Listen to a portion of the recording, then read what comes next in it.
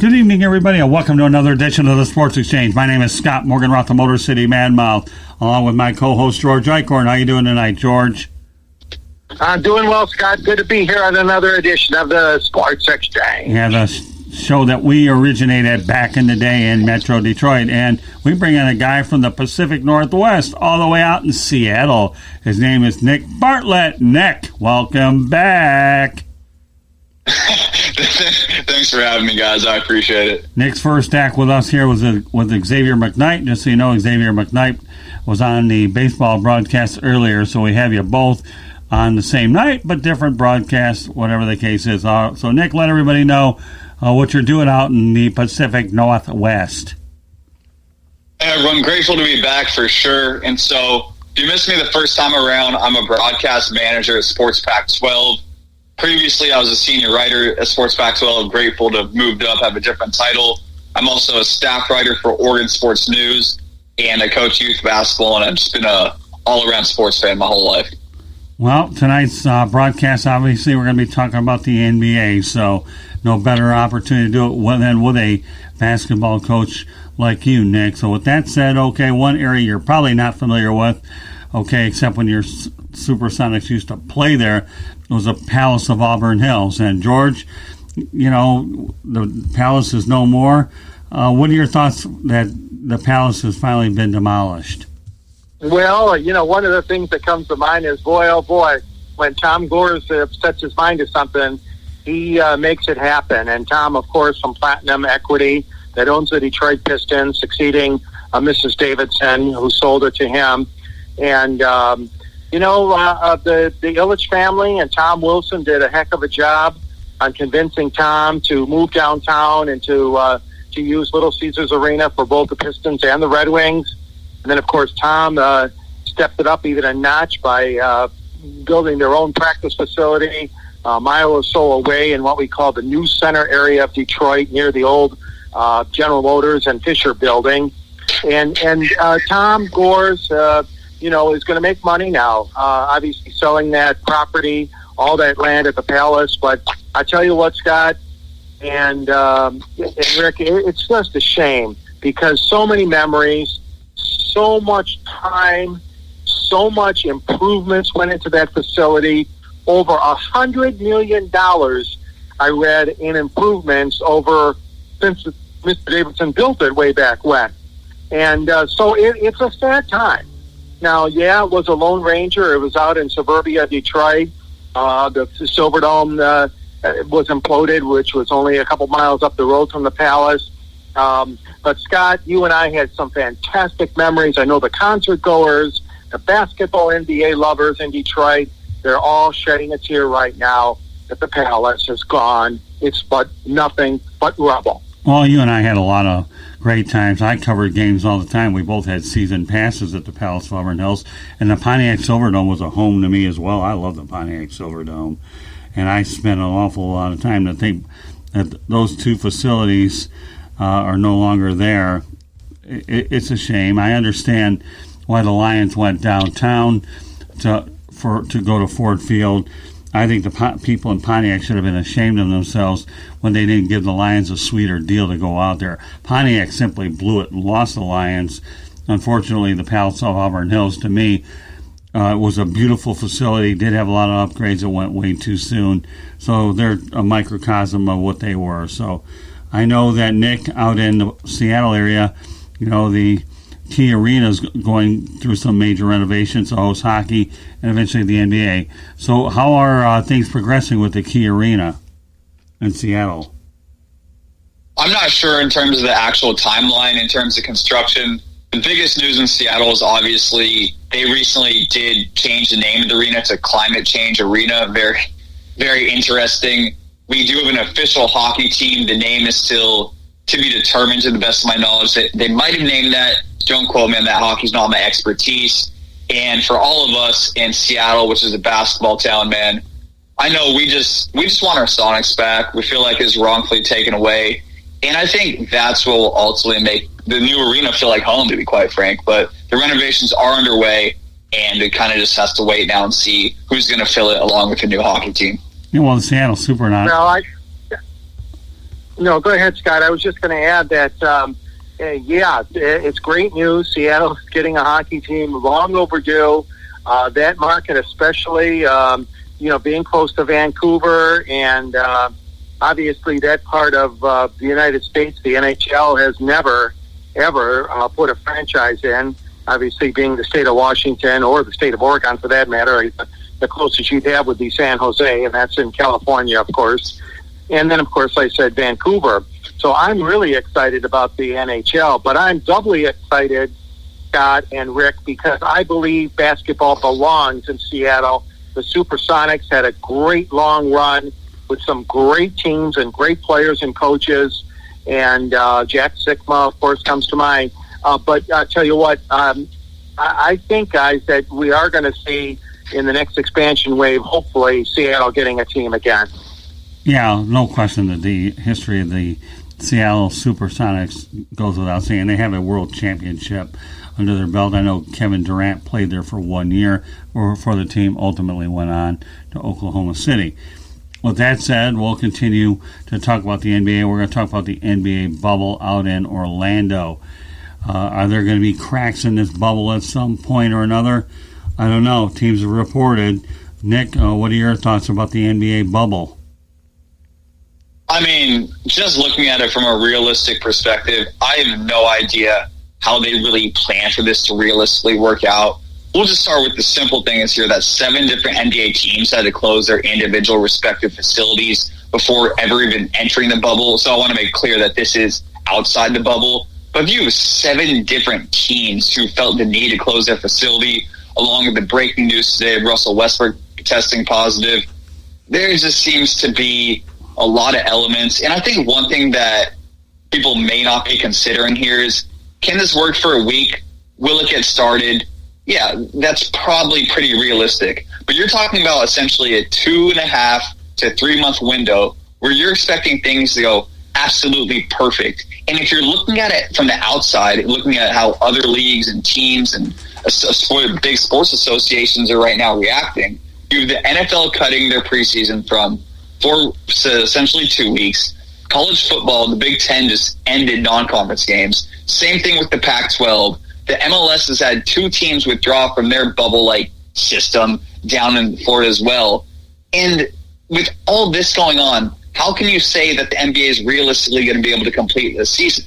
It just doesn't make any logical sense. And one big element, because it's very easy to forget, yeah, they're big athletes, they're superstars, we get that. They still have families. They still have wives, children, whoever their partner may be. And you're asking them for, at a minimum, to be gone for 50 days from their family. Because families are not allowed to enter the bubble till the second round of the NBA playoffs. And so you're talking 50 days away from family. And now, think about this. Now you're saying you're going to let family members in here? How does that not increase the risk of coronavirus in what right now is essentially the hotspot of the world with the exception of Brazil? So I just don't see how this can realistically play out. I will still love to give analysis and preview because I love hoops, and I'd love to see it work. I think we need some sense of normalcy. But for me to come from a logical standpoint, I just do not see how this will work. Interesting point, too, because I know, George, you and I are big on the broadcasting side. I don't see Huey Brown doing games in there. He's in his 80s. Marv Albert's indicated he won't be broadcasting them there either. So you're talking about some iconic announcers that won't be doing it in that bubble. I don't know if they're going to be broadcasting or not, but we'll be looking at potential remote broadcasts. So, what's your take on Huey Brown and Marv Albert? Perhaps a lot more. Well, I tell you what, the one thing I didn't know is... I don't know if they've officially released the entire schedule, but I know obviously early on they're going to do a lot of doubleheaders, and like you mentioned, TNT and of course ABC/ESPN will be doing a lot of games, and NBA TV as well. So my question to you, Scott and Rick, is: do we reach a saturation point? You're going to have so many games in such a short time. I mean, I don't know if even all the viewers will come back, even if they are watching from home. Obviously, the fans aren't going to be in the stands, but I'm just wondering, I mean, is there such thing as overkill when these sports leagues do these condensed schedules like that? And ditto for baseball and hockey, too. I don't think so. No, I think they'll watch. That's for sure. No, I don't see that becoming at all. Really. You know, how about you, Rick? Well, here's the thing. You got 24 cities involved, so you're going to have different fans are going to be watching their respective teams. So anytime you have more and more cities involved, that's where the expanded intrigue will be. Go ahead, Nick. So I agree with both of you.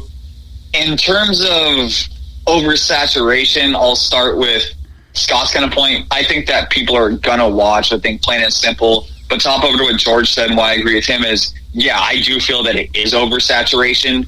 But given the current circumstances of how bad people want sports right now, I think it'll work. Like I said, in general, George, I 100% agree with you. I think that this would be oversaturation, and it feels like, honestly, during the NBA season, a normal NBA season, that can be oversaturated. But in this specific instance, with the world clamoring for sports, with, like I just said, college football probably going away. I mean, let's just be real about this here.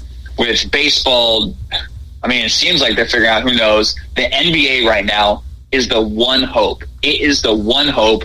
And I feel that the rest of the country and maybe world will even follow. I mean, you're looking at it here in America. Yeah, soccer is internationally the biggest sport, and the MLS has a huge following. It's not the NBA. It's not the NFL. It doesn't have the historical dominance like a baseball does. So what the NBA does here is really going to essentially determine everything. And I think in regards to oversaturation, I just think that fans are so desperate that they'll tune into anything, even if it's two bottom dweller teams. Well, Nick, where we do disagree on this one is I think the NHL is the one where there's more hope. And here's why I say that. Number one, you're talking about guys that have a lot more equipment, gloves on hands, shoulder pads, thicker equipment, skates. So if you it'd be like, I hate to think of NHL players looking like astronauts, but to some extent with the amount of equipment that they have on there, I think the NHL is your best hope. What do you think, George? Well, Scott, you bring up a good point, although there's a ton of sweat on those guys, just like just like there is in any sport. But I know hockey, they sweat profusely, but you're right. Most of that sweat is being absorbed by the gloves, by the pads, by the equipment and sweaters they're wearing. So that's a good point you bring up. And plus, like you said, the cooler temperature. But this virus knows no temperature. We know that because we started in the coolness of some of the states that got struck first. You got it really bad out there first, Nick, back in Washington State. And then, of course, it made its way across all the way to New York State and everywhere else in between. And now, unfortunately, in Florida, it's being hit hard. So all I got to say is, yes, I see what Scott is saying. Medically, I don't know if it's true, but the bubbles that they have created in Vancouver and Toronto are obviously not the hotbeds like we're seeing in Florida right now. And even though Commissioner Silver said he's going to protect everybody and all that, and I agree with him, it's still going to be interesting to see, hopefully, that the NBA does not get struck. But I agree with you, Scott. I think hockey is on the safer side. Well, it's interesting. On my Facebook page, the head of the Coral Springs Chamber of Commerce, Cindy Brief, talked about the fact that New York shut things down at 10,000 and did the responsible thing, but meanwhile, at 10,000, we have Disney World open. What does that tell you between Florida and New York per se, let alone New York City and New York State, but in general? So I think Florida's a little backwards, whereas New York was proactive, and as a result, their cases have gone. But bear in mind, a lot of the New Yorkers came down to Florida, too, so there's that little double-edged sword. Everybody comes to our state because we're such a touristy state. That's true. Very true. No question about that. And the fact remains that, it's kind of weird that Gary Bettman and the owners decided not even to put any hub cities in the United States. And, we're going back to the throwback days of when Canada ruled hockey, remember? Oh, yeah. You and I grew up on Hockey Night on Canada. Remember on Channel 9 in Windsor we used to watch it? Oh, yeah. Well, anyways, hockey obviously is getting a little bit later start, not too much later than the NBA. And, of course, Nick, hockey Scott's right. Hockey has such a regional following and a local following. Even it might not be as popular on NBC, on national network, it is very popular in the local markets, as Scott and I can attest, Detroit, Michigan. But listen to this. Guess who's one of the cities that has no teams? Detroit. No Pistons in the NBA and no Red Wings in the NHL right now. Right. How do you think we feel over here? We feel terrible. Well, we got the Tigers starting, of course, in a couple weeks down in opening day in Cincinnati, so that's going to help. And the Lions will be in training camp, hopefully. That's a whole other story for another show, Scott and Nick. Hey, Nick, we'll have to get you reacquainted with Hockey Night in Canada now that Seattle's going to get a team. You got Seattle and Vancouver. Do you guys in Seattle get any Canadian stations at all? I've often wondered about that. Yeah, I forget the exact moniker or station name, but yeah, I grew up watching the Canadian channel. I really found it interesting during the Olympics. It always felt like they showed a lot better Olympic coverage. And for me, hockey, it's not like I dislike it. That'd be a lie. I just don't follow it, and that could be because Seattle's never had a team. And I appreciate the information of. Maybe it's hard for me to understand how loved it is universally throughout the USA. I mean, I see it on playoffs. I see it on, like you guys were saying, NBC, and you see the packed crowds. And for me, it looks like a heck of a time to go out there, see people getting smashed against the boards, the fast-paced action, but it's just something that I've never experienced. So I may not hold the same emotional attachment that other people would have who really, grew up watching the sport, whether it's in Canada, America. Obviously, it's probably a little bit bigger up north, but wherever it is where hockey's a really solid, hockey town, I think that obviously I don't have that same emotional attachment.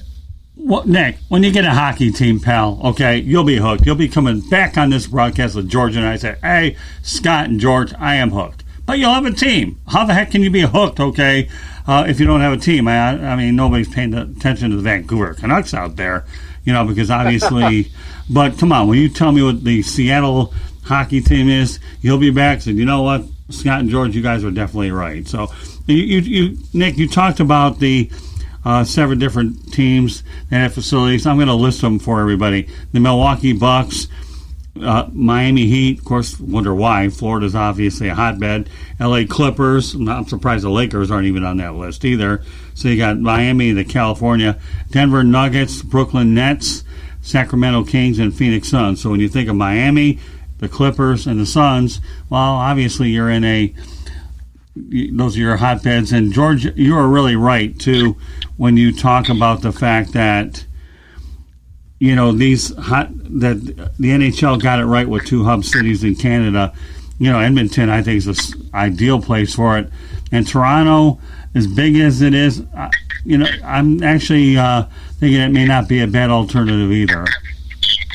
So the way you nailed those 2 hub cities, I think you were really dead on. Yeah, it's really interesting because, like I said, they were considering Las Vegas for a long time. They were considering Edmonton, as you mentioned, and also, I believe, Chicago and Pittsburgh, a few other American cities. Buffalo might have been in the running, too, for a while. But I haven't been following as closely how long and what determined those negotiations, making the turn straight up north in the North Country. But I still think that the NBA has done a wise plan. I understand, Nick, only 47 members of the traveling team.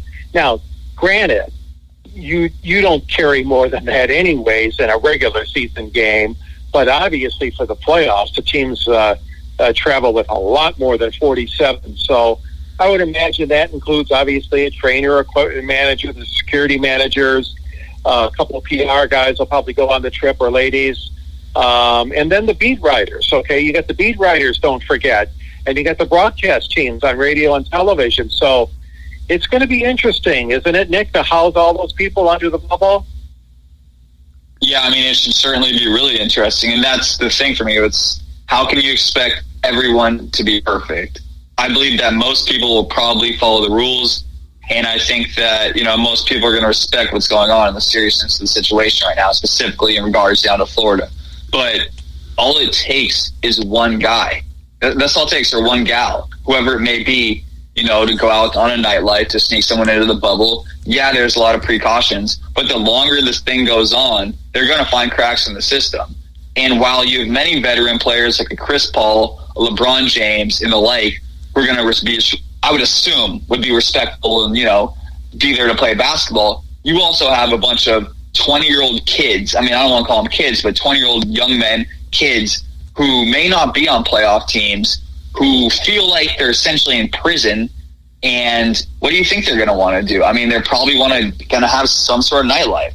I mean, guys at that age like to have relationships, maybe with, not a girlfriend. And I think that all these different elements, you're expecting so much. You're almost taking away human beings' primal instincts. And it takes a very high level of motivation to control essentially all these urges, whether it's, being with a woman, eating a specific type of food, talking to your family, freedom. These are all basic, essential human needs, and it takes a very, very strong-minded person to follow this. In regards to the broadcasters and beat writers, I really appreciate that you guys brought that part up. I expected them to follow the rules because no one wants to be that guy or gal that got the entire NBA sick. I think that they're probably some of the safest people have there. I just don't think they want to risk their professional, their personal, and their actual lives amid the virus with everything going on. Yeah, but some of these younger players, I don't know if I trust them. And I've heard same things from Paul Pierce on ESPN, an ex-player, and Charles Barkley, and I'm just expecting some sort of cracks in the system to come up as time goes on. Well, that's obvious. They're going to test the envelope, Nick. I mean, let's face it, everybody's out there trying to test the envelope to see what they can get away with, and in the end, you're right, it could have a ripple domino effect. And I think when you talk about big-name players, Russell Westbrook, you alluded to it earlier, tested positive for COVID-19. And if there are more people that are big names along the lines of Russell Westbrook that test positive for COVID-19, then there's no question that this bubble could burst at any time, especially when the big names get tested and they get tested positive. Yeah. That's a very good point. And, I'm sure there's a contingency plan, Nick and Scott. I mean, obviously the commissioner and the board of governors have thought this thing out very, very thoroughly. They're following strict protocol. And I can't agree with you more, Nick. I mean, it's impossible to believe that somebody's not going to sneak out. Well, let's just face it. These men have their urges and their needs and whatever. And I'm not trying to just turn this into something that's X-rated here. But I'm just saying, whether it's to go out to gamble, whether it's go out to have drinks at a bar, whatever it is, or meet, a certain other person and have some fun. All I'm saying is that it's impossible to believe that this is not going to occur. Now, I guess if it did occur, you're hoping that they didn't pick anything up, obviously, being COVID-19. So, but I guess, this is the best that they could come up with, and I applaud them. I mean, it took a long time for these leagues to come up with these plans, but, I'm not going in like being a pessimist. No, I hope it does turn out. I hope we have exciting games to watch on television. I'm just leery of what could happen, and I'm sure the contingency planning is all set. But what is it going to take? You guys bring up a good point. Is it going to take another? You already got one big name in the news today, unfortunately, Westbrook. I mean, but is it going to take? I don't know. Is it going to take a certain number of them testing positive? We're seeing it in baseball, and yet. Manfred hasn't stepped in and said, "Oh, that's it. Forget it. Detroit, you've got 2 or 3. Miami, you got 1 or 2. Yankees, you got 1 or 2. Let's just forget it." I mean, you haven't seen that yet, right? Now the games haven't started, we know, but the scrimmages have, and they're already getting. Each team is already suffering in these scrimmages on their 60-man roster. I mean, of course, the expanded roster. All I'm saying is, where is the limit? What is the breaking point, the cracking point, if you will? I don't know. None of us do. Well, when I do these Miami Marlins Zoom calls, Don Mattingly, we talk about it all the time, especially living in an area like Florida where you have 12, 15,000 new cases a given day. And, he talks to us in the media about the fact that, we test them every 2 days and we do the highest standards of protocols, and how he has everybody in different groups. normal spring training, you'd have you report 5 days you're playing games. Meanwhile, they've been breaking everything into small groups. And as a result, when they break everything into small groups, our team's going to be rusty, and the beat goes on and on. Now, one of the more interesting things in the NBA bubble, I should point out, will be the San Antonio Spurs playoff streak. George and I know all about playoff streaks with the Red Wings. So I wonder, will the San Antonio Spurs, Nick, extend their playoff streak or not? No, 0% chance. I mean, I can't say 0, but 0.1% chance. LaMarcus Aldridge is out, and he's essentially their entire team. They know they're superstars, and actually read an article that was specifically talking about Greg Popovich. You know Popovich, he's always had bigger issues than basketball on his mind. They actually asked him how much time he spent watching film in the not in the normal offseason, in this weird circumstance offseason in between the NBA hiatus and the bubble resuming, and he said he spent 0 time studying film. Seems like to me Greg Popovich is going there. This is based off a source I read, essentially because he wants to further the Black Lives Matter movement. But one thing Popovich did say, and I'm going to circle a little bit off track here, but I thought it is worth noting. I think we're all, raising very realistic concerns about what's going on with the bubble in terms of, it breaking down and people getting sick and what happens then. But Popovich said something very, very true. And he said, look, I don't know if there's a safer place to be right now. He said, I feel safer essentially in the bubble than I do in my home state of Texas, which is also experiencing big ballooning numbers. So I think that's a very valuable point. And when Popovich speaks, people listen. So it seems to me that Popovich's essentially main concern, circling back here, is that the Black Lives Matter movement really gets promoted. He really wants to see it done in an appropriate, healthy way where people really just maybe understand the message. But in terms of the Spurs making the playoffs, without LaMarcus Aldridge, this is the NBA. And as much as I love Popovich, I respect his coaching. And as a basketball coach myself, I love his team-oriented style of basketball. That may win in college or high school, but if you don't have a star in the NBA, you don't have a chance. And LaMarcus Aldridge is everything to them. Well, I wouldn't totally say that because the Detroit Pistons, what was it, in 2004, never had a superstar, and they ended up winning it with a bunch of players. But, yeah, that's for the most part, Nick, you're right. But there are some exceptions to that rule where you can have a balanced team where everybody's playing together, and as a result, you can win a title. But I think what you're saying has more merit to it, Nick, than not. But there are exceptions to that rule. And another point, you talk about Greg Popovich, Black Lives Matter, okay? Yeah, you do make a point. He's certainly been outspoken about his political views and his disdain for the President of the United States. Won't get into any names. So he does definitely talk about a lot of issues off the court for sure as well. So, but the Spurs playoff streak is on the line, and I have a feeling it ends this year. So, with that said, we talked about this bubble, and we've talked. I think you guys feel that we've talked thoroughly enough about the current NBA bubble right now. Yep. So good. With that said, there's potentially a second bubble with the remaining 8 teams that include the Detroit Pistons and I know the Golden State Warriors and a bunch of other teams. What are your thoughts about a second bubble, George, and perhaps Nick? I know you don't follow that as much, where they're trying to get these other younger players reps so that they don't have to be without any competition for the better part of 9 months. Yeah, no, I agree, Scott. And Nick, I think that a second bubble would be very nice. I mean, after all, there's a lot of things we're missing right now. Obviously, the annual training, and it's got a name to it. I apologize. The NBA Summer League you're talking about. The annual Chicago event where the young players come in, the potential draft choices and stuff. A lot of this stuff has been scuttled. And you got teams like Detroit and, like you mentioned, Golden State, other teams that are not in the bubble, not in the playoff run, or the resumption run, let's call it.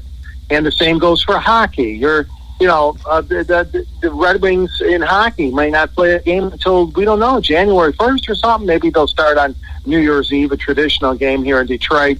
But all that being said, this is very difficult for the teams, especially in the NBA and in the NHL, that don't have a chance to play right now, that they need to get those reps. I think it's a good idea. The question is, where would it be held and who would be, putting all of the logistics together? for this. I've heard Chicago, number one, and number two, we all know that the NBA draft has been postponed. And what you're referring to, George, is this 8-team bubble, to me, would be almost the equivalent to the NBA Summer League in some respects. So, so I've heard Chicago being talked about as a potential location. Again, they haven't finalized it.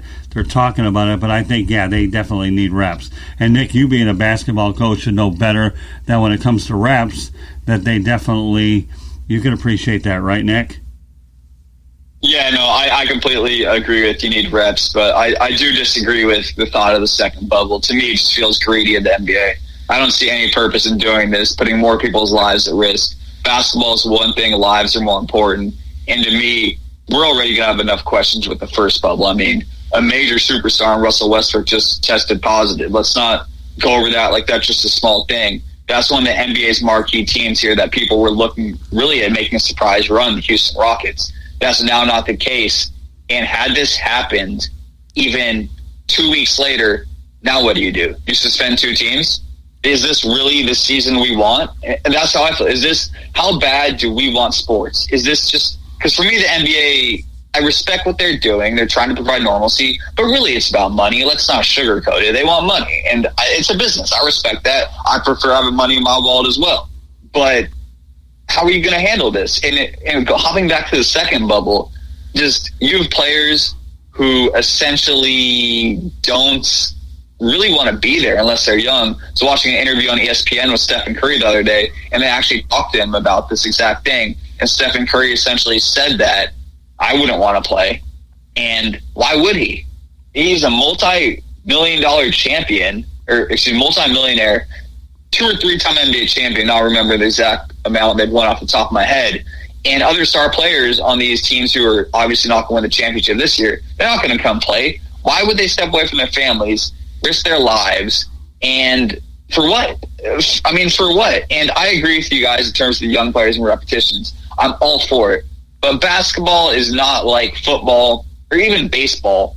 You can play basketball in your freaking backyard. You can play basketball, and these guys should have enough resources to be able to go somewhere and play right now. Granted, a lot of things are closed, but a court in your backyard, get the shots. Obviously, we're social distancing, but I'm feeling a lot safer with these guys getting 2-on-2 in their backyards, only 4 guys involved playing hard-nosed basketball, than I am putting another, 100, 200, however many guys it may be in a second bubble. And for what? No one's going to watch it. You're not going to make that much money off it.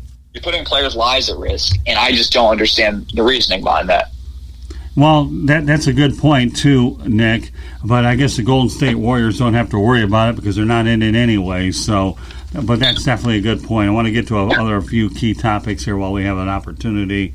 Okay, since neither of us are overly whelmed about the second bubble. All right, let's touch briefly on soft tissue injuries. How much of an effect that would really have? So, I mean, I think that would be a huge, huge travesty to the NBA. We don't know how serious this can get. And if you're looking at kind of the most similar sport in terms of fast twitch muscles, you're going to look at baseball and football, entirely different skill sets and body movements. But soccer and basketball, that fast running kind of conditioning type sport mentality. And in Germany's main soccer league, which is called the Bundesliga, in their first weekend back, they had 12 injuries. 12. That's not a small number. So even put that in perspective. Say the NBA is half that. You use 6 injuries to even star players on already limited rosters. Now they're not only, and obviously COVID is still a more important concern, but now you're putting them at risk. And a lot of these players are probably going to want to play through it because they're going for an NBA championship. That's just the diehard mentality of sports, that tough-nosed mindset. And so we've already seen this once now in a league that's probably considered the most popular in the world, maybe not that specific league in the Bundesliga, but European soccer, and we saw the effects they had. And they have top-of-the-line technology to try and avoid these things. And you're giving the NBA guys 3 weeks. You're giving them 3 weeks to get back into 5-on-5 basketball. That just doesn't feel very realistic to me. And the difference between this and other breaks in history, kind of normal breaks, obviously given them the coronavirus, is when players are out of action during the summer or whatever it may be, their team didn't make the playoffs in the spring, late winter, whatever it may be. essentially they can go play. They can play 5-on-5 basketball. The NBA is always hosting something. You go to your local park, wherever. You can play basketball. These guys have not been able to play 5-on-5 basketball. Yeah, sure, LeBron James hosted a couple of events and 5-on-5 games that the NBA probably didn't approve of. Really, society probably didn't approve of it. But with the exception of that and that elite mega star monolith power of LeBron James, no one else has been playing. So 3 weeks, how is this logical that these guys are supposed to be back at peak form, not get injured, and soft tissue injuries are very something serious to consider, because now you're setting up their careers to really be affected long term. What do you want to add to that, George? Well, that's very true. And, these little injuries that you talk about, Nick and Scott, they're bound to happen. Let's just be factual here. It's proven that, you have training camps for a reason, but the fact is that they did have a camp. They did start a season, and then it came to a screeching halt. Now you're trying to ramp up again. But don't ever forget the fact that these guys have been working out, okay?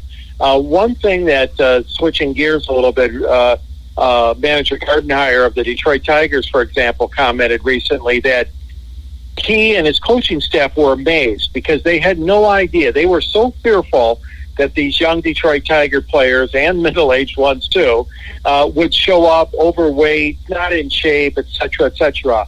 It was quite the opposite. The players, and I haven't kept tabs on the other camps going on in baseball, but I know here in Detroit they are quite pleased with the conditioning. And again, a lot of these young men I know are hungry. They're trying to make the roster. They're trying to impress. So that goes without saying that a lot of them are going to do it for that particular reason, whereby in the NBA you have a lot of veterans making a lot more money.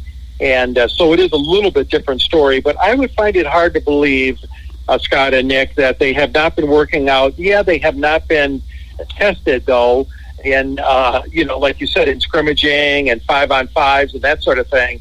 So that leads you to believe that, despite my optimism, I guess I'm saying I agree with you. There's a good probably a high probability of a lot of injuries for some darn good players. A couple more things I want to get to before we close out the broadcast. Okay, Nick, you wanted to incorporate some lighthearted observations? Go ahead. Yeah, so some pretty funny things you got going on here in the bubble. Look, we got a lot of seriousness, going on, so a little bit of fun here. Patrick Beverley in his room setup had like 15 packs of white T-shirts. I'm a guy who grew up wearing white T-shirts. Why? Why do you need 15 packs of white T-shirts? That just doesn't make sense. I mean, he showed a little preview of his room. He's got like sage in the corner. So Patrick Beverley's looking comfortable. And in terms of the quote, I think he said something along the lines of, this more of a paraphrase than a quote, that the bubble is what you make it. So I like that mentality. Another thing to consider here is you have guys being like these, like, not $1 million, but elaborate video game systems, like top shelf, like looking like real guns. Just imagine like a bunch of 20-year-olds shooting at the screen and just having a blast. And for me, I remember some of my funnest times in high school basketball were those summer camps. And this is essentially what this is. Once they pass their quarantine period of 48 hours or 36 hours, depending on whenever they pass two tests, they're essentially free to roam their specific hotel and meet up with people. And you have a bunch of guys. There can be some very awesome, amazing, funny things coming out of this. And a lot of guys who probably didn't get to interact beforehand, like, they're probably going to become friends with people that, again, they just would have never crossed paths with. If you're in the NBA, probably get 1 night, 2 nights max in opposing team's town. And now you're stuck with these guys for 3 months. So some great friendships are going to come, some funny stuff on social media. And on top of just the video game setups, you got the Patrick Beverley white tees. You got players posting about how the food's bad, which may not be funny to them, but from the outside, it is a little funny, at least for the first 48 hours. They can order whatever after that. And then you have guys being like their rap studios. So what kind of music is going to come out of this? We're going to have rock and roll bands forming out in the NBA. Just so many different elements. And I think the camaraderie, as long as this thing goes on, you could have some very, very entertaining stuff and lighthearted humor. And I think that is one benefit of the bubble. Having all these successful young athletes, and a lot of them probably with positive mindsets stuck together, can be really, really funny. You know, all I can tell you is back in the day when George and I were covering it full time, there was no fraternizing. But then again, who would have thought about an NBA bubble? Fraternizing back in the bad boys days was unheard of and frowned upon big time. So, Nick, why don't you give everybody an overview about the technology to track COVID, then we'll wrap it up with some predictions. Cool. So, some kind of interesting elements and all big technology. I'll start with a very quick kind of protocol, what's happening. As I briefly just touched on, essentially they get to the bubble, they have to pass the COVID test, and for the first 36 to 48 hours, we've already passed this point, but for the first 36 to 48 hours on campus or on site, however you want to call it, they have to pass 2 COVID tests, then they're released into essentially the general public. Obviously, social distancing and face masking will be involved, but kind of a little bit extraterrestrial, kind of cool technological things that actually have data monitoring.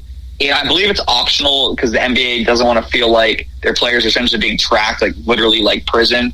But what this ring does is it measures your heart rate, and essentially 3 days prior, it can predict COVID with up to 90% accuracy. That is truly impressive and phenomenal, and I'm just kind of shocked by that. And another kind of cool piece of technology they have, their little beeper type wristband. So if you're within 6 feet, which is obviously the required social distancing kind of marked by the CDC these days. So if you're involved or close to someone for 6 feet for more than 5 seconds, it'll beep and it'll let you know, and it'll just keep you safe to the best of your ability. So these are 2 kind of high-tech technology options they're including in the bubble, and it should be very interesting to see how it plays out. Interesting stuff, huh, George? Yeah, very interesting stuff. And you know what? I'm glad the players are having fun in the bubble and doing fun things like you described, Nick. I think it's very important for them to do that and to enjoy those type of activities. Scott and I had the pleasure of watching, like he said, the World Championship Detroit Pistons. Not 1, not 2, but 3 NBA champions we covered and watched at the Palace of Auburn Hills. And by golly, we're still waiting for an all-star game. We never had an all-star game at the Palace, which is a crying shame. Yeah. And we need that all-star game at Little Caesars Arena for the NBA all-star game. And we need that attention focused on our beautiful facility that the Detroit Pistons have as well, with their new practice facility, like I said, just a couple miles away from the arena in the heart of Detroit. And the Pistons have made a tremendous commitment. I just wanted to mention that because even though the Palace came down in the suburbs, they are front and center supporting Detroit's rebirth, Detroit's rebuilding that's going on. And, Black lives do matter. And we had a lot of protests here in Detroit, but I'm proud to say we had no rioting. We had no broken windows. They didn't attack the arena or any of the shops on Woodward Avenue in Detroit. So even though we had some arrests and things got a little out of control at times, we handled it very, very well. So I'm proud to say I'm a Detroiter, and I know, Scott, you are too. We're both guys from Michigan and from the Motor City, and we're not ashamed at all to say that. No, Nick, you're getting a taste of some old Motown memories here. With that said, and George, one thing before we go on to predictions real quickly, what are they going to do at the Pistons practice facility out in Auburn Hills? Are they going to level that too? Or is that a piece of real estate they can actually use? Yes, it may already have been leveled. I'm not sure. I didn't see information on that. I was wondering about that myself, but that's a shame too, because as you know, that was a brilliant facility that Bill Davidson, the Pistons owner, had built, and the practice facility, of course, is where they had their, the media mostly hung out there when the team worked out, because the Palace, as we know, hosted hockey games and concerts and circuses and ice shows and kids shows all the time besides the Pistons. And so it was a nice practice facility. And Scott, unfortunately, I've not seen the new one, but I've seen pictures and film of it, and it's a beautiful facility that they're in right now in Detroit. The legacy lives on of Mr. Davidson and the Pistons now with Tom Gores. Well, okay. I mean, I was actually out there for an NBA draft when Doug Collins was there. All right, so let's finally wrap it up here with predictions, and we'll let everybody know how they can get a hold of us. All right, Nick, give me some predictions. Should we see an NBA Finals? Who do you got? Okay, so before I make my prediction, and I will make it very quick here, circling back to something we were talking about earlier in the show, essentially the reason I think that the Spurs are not the bad boys, so if you're talking about not the bad boys, but the new modern age championship Pistons team, Spurs don't have that on their roster. They do not have Rasheed Wallace, Ben Wallace, Chauncey Billups, Richard Hamilton, and I believe the last guy was Tayshaun Prince. That team was freaking amazing. And while they might have not had a superstar, they had 5 elite caliber players. Second off, my dad is from Cleveland. My mom is from East Chicago, Indiana. So if there's anything as close to Detroit, not saying this to form some fake friendship, but if there's anything close to Detroit, it's Cleveland and East Chicago, Indiana. So I feel you guys on that. And in terms of my predictions, actually, they've not changed, but things got a little bit more interesting. I'm still going to take the Lakers out of the West, but this is barring one thing.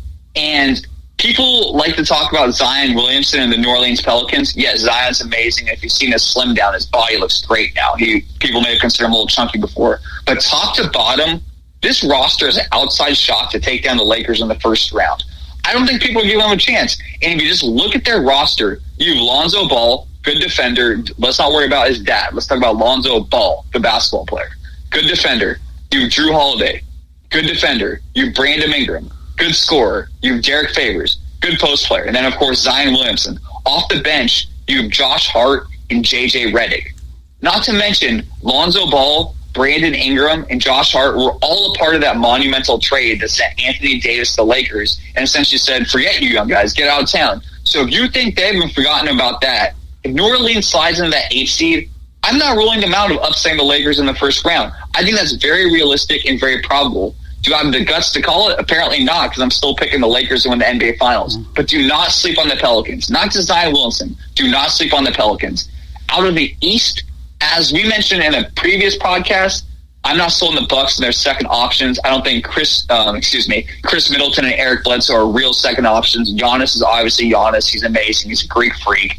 Down low, it's like Ersan Ilyasova and Brook Lopez. That doesn't scream NBA title to me. And the team that I think that's going to benefit most from this is actually going to be the Toronto Raptors. I really like Kyle Lowry and their front court combination of Pascal Siakam, Marc Gasol, and Serge Ibaka. You have 3 great front court players and 1 great point guard. So out of the East, I'm going to give you Toronto, and the surprise team is going to be Philadelphia. You could not talk about the NBA without talking about Philadelphia this year. Who are they going to be? They're like 27-2 at home right now. They had a terrible record on the road. Don't have the road record memorized off the top of my head. How will this affect in the neutral site? I think it plays against them. So I'm going to pick the Toronto Raptors versus the Los Angeles Lakers in the NBA Finals. And I think that LeBron is LeBron and Anthony Davis. I mean, LeBron and Anthony Davis, they're going to win. That's too much. All right, we got 2 minutes to go in the broadcast. George Eichorn, give a quick prediction. Yeah, I'll go with the LA Lakers against the Milwaukee Bucks, and I'm going to take Milwaukee to win it in 7 games in the big upset. Yeah, I'm going to go with the Lakers and the Bucks. But if you really want a season with an asterisk, if the Clippers get there and win it, I'll be more than happy to give the worst franchise in pro sports the asterisk. And the Toronto Raptors would be my sleeper as well. So, so if the Clippers win it all, that's definitely an asterisk season and take away the credibility. I don't care about the Clippers, no, in any way, shape, or form. With that said, okay, Nick, let everybody know they get a hold of you. George, you can promote your book, and then we'll be all set for tonight's NBA version of the Sports 16. Go ahead, Nick. All right, guys. You guys can find me on Twitter at Words by Bartlett, WORDS, at BARTLETT. Okay, George, go ahead. Let people know how they get a hold of you. My book is called Detroit Sports Broadcasters on the Air. And Scott Morgenroth is among more than 25 sports writers and broadcasters who I feature in the book. And it's a great book to have for yourself, your family. You can get it from me for $22. And my email is Eichorn, that's GEICHORN @yahoo.com. And Detroit Sports Broadcasters on the Air. You can find at Amazon.com, too, to order it. All right, and last but not least, us, okay? You can find us on Twitter at Tribune South, just like Nick and I found each other. Facebook, South Florida Tribune gets it done. So I want to repeat the Twitter one more time, at Tribune South. Facebook, you can like us, South Florida Tribune. Instagram, South Florida Tribune. We'll get the YouTube channel up and going at some point when COVID-19 sits on the bench, if it ever will. Hopefully it will. South Florida Tribune. The website, www.southfloridatribune.com. You can find a lot of good content all the way around from our media distribution partners, columnists, and the broadcaster on there. You can email us at southfloridatribune@gmail.com. LinkedIn, you can find me, Scott Morganroth, on there. I'll be more than happy to go ahead and reach out, connect with you, and you can also find these broadcasts wherever you get your podcasts. So you're listening to the Sports Exchange on WSAN Network. Glad to have George Eichorn and Nick Bartlett on the broadcast. Great NBA insights, and I'll be paying close attention to what you're thinking about with the New Orleans Pelicans for sure. So on behalf of Nick Bartlett and George Eichorn, my name is Scott Morganroth of Motor City Madmouth, wishing everybody a pleasant good evening, and we'll catch you the next time. Good night, everybody.